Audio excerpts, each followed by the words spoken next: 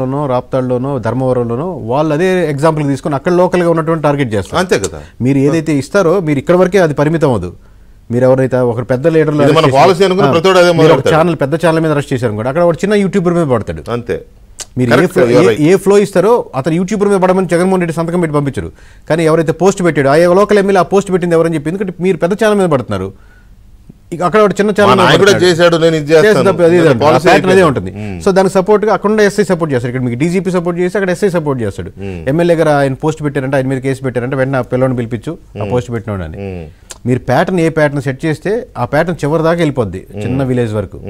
So దాని యొక్క influence ఆబ్వియస్గా ఓట్ బ్యాంకింగ్ ఇంకో 1% 2% తగ్గేదానికి మీకు ఉపయోగపడుతుంది. రైట్. సో ఇవన్నీ లెక్కలేసుకోకుండా ఇవన్నీ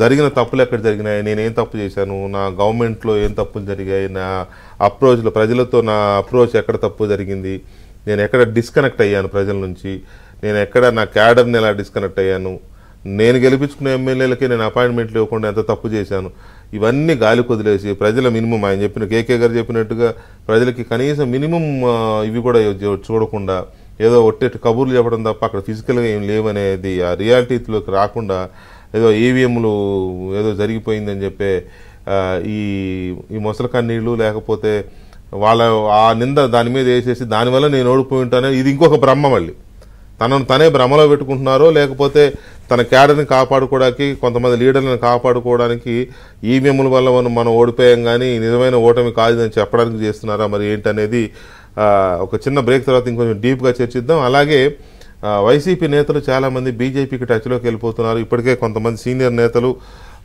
బీజేపీతో సంప్రదింపులు కూడా స్టార్ట్ చేశారు. సో వైసీపీ పరిస్థితి ఏం కాబోతోంది అనేది కూడా చర్చిద్దాం ఒక చిన్న బ్రేక్ తర్వాత. మొన్న